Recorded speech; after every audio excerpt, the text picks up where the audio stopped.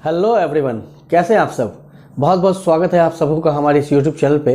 जैसा कि आज हम लोग का टॉपिक है कि ऐसे बच्चे जिनका क्रेडिट कार्ड जो है किसी वजह से रुक जाता है, पैसे आने में देरी होती है, और साथ ही ऐसे भी बच्चे हैं जिनका क्रेडिट कार्ड कैंसिल हो जाता है। तो आज हम इन सारे टॉपिक पे डिस्कस करेंगे। तो चलिए अपने वीडियो को हम शुरू करते हैं। और साथ ही साथ जिस तरीके से आप सभी लोग हमारे कमेंट्स में बहुत सारे ढेर सारे कमेंट्स करते हैं, उन सारे कमेंट्स को भी आज हम देखेंगे कि क्या क्या बच्चों का कमेंट्स रहता है। कहीं हो सकता है वो कमेंट्स आपका भी हो। तो चलिए हम अपने इस वीडियो को शुरू करते हैं।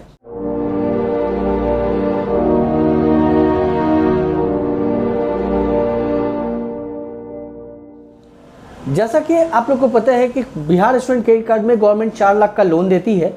इस 4 लाख में आपको सारे कोर्स करने हैं। अगर आपका कोर्स फीस 4 लाख से ऊपर होता है, उससे गवर्नमेंट को कोई फर्क नहीं पड़ता, वो पैसा आपको खुद बेयर करना पड़ेगा। अगर ऐसे कोर्सेज जो 4 लाख के अंदर हो जाते हैं, जैसे BBA, BCA, hotel management, pharmacy, बहुत सारे ऐसे कोर्सेज हैं जो 4 लाख के अंदर भी हो जाते हैं, पॉलिटेक्निक। लेकिन बहुत सारे ऐसे कोर्सेज हैं जो 4 लाख से ऊपर भी जाता है उनका, जैसे बीटेक है, जैसे आपको बी फार्मेसी है, BSc नर्सिंग है, एग्रीकल्चर है। बहुत सारे ऐसे कोर्सेज हैं। वो डिपेंड करता है कॉलेज के ऊपर, क्योंकि कॉलेज NAC A, NIRF और NBA रैंक के कॉलेज होते हैं। जैसा कि पिछली वीडियो में आप लोगों को बताया था, NBA क्या होता है, NAC A क्या होता है, NRF क्या होता है। तो आप लोग एक चीज़ तो टेंशन लेना छोड़ दीजिए कि जो भी कॉलेजेस होंगे वो सब टॉप लेवल के कॉलेज होंगे, उनकी प्लेसमेंट्स बहुत अच्छी होगी। अब चलिए हम अपने वीडियो को शुरू करते हैं और देखते हैं क्या क्या हमारे पास कमेंट्स आते हैं, क्या क्या परेशानियां होती हैं। सबसे पहले जो आपका डॉक्यूमेंट्स है वो डॉक्यूमेंट्स ठीक होना चाहिए, क्योंकि आप गवर्नमेंट को कोई भी मॉर्गेज नहीं दे रहे हैं। मॉर्गेज का मतलब है कि गवर्नमेंट आपसे कुछ गिरवी नहीं मांग रही है, बस आपको एक कॉलेज में एडमिशन कराना है। उस कॉलेज का bonafide admission letter, fees structure, या वो 1 पेज में हो या 2 पेज में हो या 3 पेज में हो। मैं इसलिए कह रहा हूं कि हर कॉलेज का बोनाफाइड एक अलग अलग टाइप से निकलता है। हमारे पास बहुत सारे ऐसे बच्चे हैं जिनका ये कमेंट्स आता है कि सर मेरा बोनाफाइड तो 1 पेज का है, क्या उस पे मिल जाएगा। सर मेरा बोनाफाइड तो 2 पेज का है, मेरा बोनाफाइड 3 पेज का है। तो ऐसा कोई प्रॉब्लम नहीं है। आपका अगर 1 पेज का है तो भी हो जाएगा, 2 पेज है, 3 पेज है, वो भी हो जाएगा। वो डिपेंड करता है कॉलेज के ऊपर। एक ही अगर एडमिशन लेटर पे उसने सारा डिटेल रख रखा है तो 1 पेज में आ जाता है। चलिए आगे नेक्स्ट प्रोसेस देखते हैं। नेक्स्ट जो आपका प्रोसेस होता है वो होता है डॉक्यूमेंटेशन। जब आप एडमिशन करा लेते हैं तो आपकी हार्ड कॉपी कॉलेज से आती है। उस कॉलेज के हार्ड कॉपी को लेकर के आपको DRCC जाना है। साथ ही साथ बिल्कुल ध्यान से सुनिएगा, जो डॉक्यूमेंट्स मैं आपको बता रहा हूं वो डॉक्यूमेंट्स किसी भी हाल में सही होने चाहिए, उसमें किसी भी टाइप का मिस्टेक नहीं होना चाहिए। मैं आपको बताता हूं कौन कौन से डॉक्यूमेंट। अगर मान लीजिए कि आपने बीटेक में एडमिशन कराया है, बी फार्मेसी, बैचलर के किसी भी कोर्स में अगर आप एडमिशन करा रहे हैं, तो आपके पास 10th का ऑल डॉक्यूमेंट्स होना चाहिए। ऑल डॉक्यूमेंट्स के साथ में समझ लीजिए कि मार्कशीट, एडमिट कार्ड, माइग्रेशन और CLC वगैरह होना चाहिए, SLC सॉरी। तो ये सारे डॉक्यूमेंट्स होने चाहिए। साथ ही साथ अगर 12th की मैं बात करता हूं तो 12 में भी आपके पास admit card, marksheet, migration, provisional और साथ ही साथ CLC भी होनी चाहिए। ये सारे डॉक्यूमेंट्स आपको रखना है। उसके साथ जो बोनाफाइड एडमिशन लेटर कॉलेज से आया है, ओरिजिनल हार्ड कॉपी, देखिए जीरोक्स बिल्कुल मत रखिएगा, जीरोक्स नहीं चलता है DRCC में। तो आपको ओरिजिनल लेके जाना है वहां पे। तो आप ओरिजिनल डॉक्यूमेंट्स जो एडमिशन लेटर है उसको भी आप लेके जाएंगे। साथ ही साथ अब देखिए, आपके पास वैलिड आधार कार्ड होना चाहिए, आपके पास पैन कार्ड होना चाहिए, आपके पास बैंक अकाउंट होना चाहिए। साथ ही साथ आपके पेरेंट्स का इनकम सर्टिफिकेट होना चाहिए। देखिए कुछ चीज़ें हैं जो आपका लगेगा, लेकिन कुछ चीज़ें हैं जो पेरेंट्स का भी लगता है। तो पेरेंट्स का इनकम सर्टिफिकेट होना चाहिए जो 2 लाख के अंदर का होना चाहिए। और उसके साथ साथ आपका आवासीय होना चाहिए, जिसको हम लोग डोमिसाइल कहते हैं, वो आपके ही नाम से बनेगा। साथ ही साथ एक गारंटर भी साथ में जाएंगे, जिसमें पेरेंट्स होने चाहिए, या तो वो फादर हो या मदर हो। देखिए यहाँ पे बहुत सारे क्वेश्चंस अब अराइज होते हैं कि जिनके पास अगर फादर ना हो या मदर भी ना हो तो वो क्या करेंगे, तो वो अपने किसी ब्लड रिलेटिव को लेकर के जाएंगे।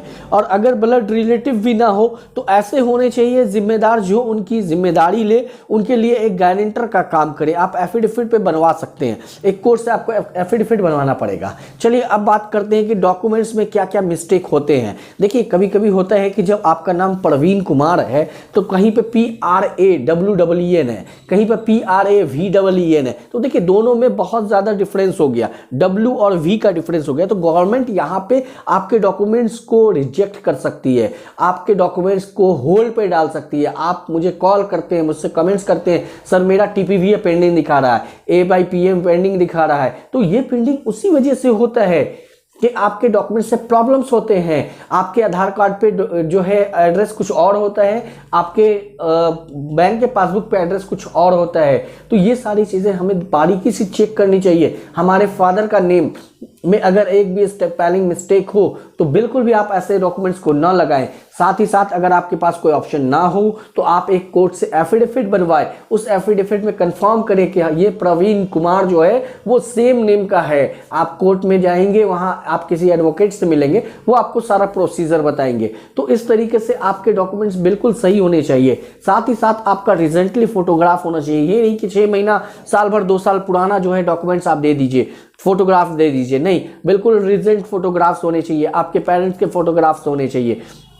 ये सारे डॉक्यूमेंट्स लेकर के आप जाइए डीआरसीसी ऑफिस में और वहां जाकर के आप उनसे बात कीजिए, अपने डॉक्यूमेंट्स का वेरिफिकेशन कीजिए और उस डॉक्यूमेंट्स को आप अप्लाई कीजिए, तब आपका डीआरसीसी सही से अप्लाई होगा। उसके बाद कुछ बच्चे हैं जो मुझे 1 ही महीने में कॉल करते हैं, 15 दिन बाद कॉल करते हैं, 20 दिन बाद कॉल करते हैं, सर लोन कब तक मिलेगा, सर मेरा अप्रूवल का नोटिस आ गया। देखिए यहाँ पे क्या होता है ना कि जब आपके डॉक्यूमेंट्स का वेरिफिकेशन हो जाता है तो आपको एक अप्रूवल आता है, अप्रूव मैसेज आता है। उस मैसेज में लिखा होता है कि your loan is be approved. तो यहाँ पे ये नहीं सोचना कि मेरा लोन अप्रूव्ड हो गया तो कल परसों में मुझे पैसा आ गया, नहीं, आपके डॉक्यूमेंट्स का वेरिफिकेशन हो चुका है, आपका लोन अप्रूव्ड हो चुका है। लेकिन अभी भी बहुत सारे ऐसे प्रोसीजर हैं जो बचे हुए हैं, जबकि सारे डॉक्यूमेंट्स आपके कॉलेज जाते हैं, कॉलेज वालों को मेल किया जाता है, वहां से वो फिर मेल का जवाब देते हैं। देखिए प्रोसीजर में तो टाइम लगता है, मिनिमम 90 डेज का टाइम आप लेके चलिए। कभी कभी बच्चों को 4 मंथ, 5 मंथ और 6 मंथ भी लग जाता है। लेकिन यहाँ पे घबराने और परेशान होने की जरूरत बिल्कुल भी नहीं है। आपको धैर्य रखना है, आपको अपना लॉगिन आईडी पासवर्ड लेना है,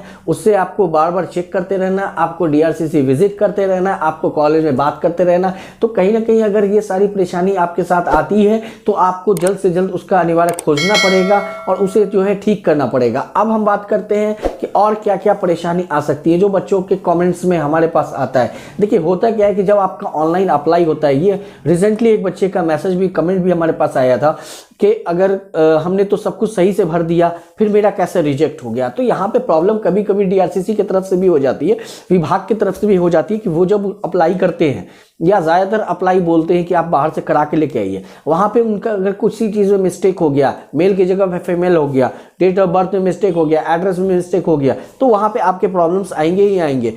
तो आप उनको भी कहिए कि बहुत आराम से भरें, आप भी उसको चेक कीजिए, वेरीफाई कीजिए, उसके बाद जो है आपका अप्रूवल 100% आएगा, बिल्कुल आएगा। ऐसा नहीं है, मैं बता रहा हूँ कि मैंने अभी तक इतने सारे वीडियो देखे हैं, आपने इस यूट्यूब चैनल पर देखा होगा कितने सारे वीडियोस बने हुए, लगभग हमारे पास रोज 100+ कमेंट्स आते हैं। लेकिन नॉट अप्रूवल जो अभी तक कैंसिलेशन का है ना, वो बिल्कुल मान सकते हैं कि 1% में है, वो भी ऐसे बच्चों के लिए जिनका डॉक्यूमेंट्स ठीक नहीं होता है। तो कैंसिलेशन सिर्फ 1% होता है, बाकी जितनी चीज़ें हैं वो आप अगर ठीक से अप्लाई करते हैं तो 100% कन्फर्म है कि आपका जो लोन है वो ज़रूर आएगा। अब यहाँ पे कुछ चीज़ें हैं जो देखने की बात है। होता क्या है कि जैसे 2021 का भी अप्लाई चल ही रहा है, बहुत सारे बच्चे अप्लाई कर रहे हैं, लेकिन मैं उन बच्चों को बता देना चाहता हूं कि आप अगर ये सोच रहे हैं कि आपको पूरे 1 साल की फीस मिलेगी तो ये आप गलत सोच रहे हैं। आपको बहुत से बहुत तो 1 सेमेस्टर की फीस मिलेगी, जो 2nd सेमेस्टर है वहां से फीस आपका चालू होगा, या हो सकता है आपको 2nd ईयर से मिले। तो आप अगर एडमिशन करा रहे हैं तो बिल्कुल करा लीजिए, लेकिन आप अप्लाई अब नहीं कर सकते क्योंकि बहुत नज़दीकी डेट आ गया है। हो सकता है तो मार्च तक खत्म हो जाए या फरवरी एंड में भी खत्म हो जाए। तो अब जो न्यू सेशन का स्टार्ट होगा आप उसी में कोशिश कीजिए एडमिशन कराएं और फिर उसकी जो प्रोसीजर स्टार्ट होगी उन प्रोसीजर में आपको जाना है।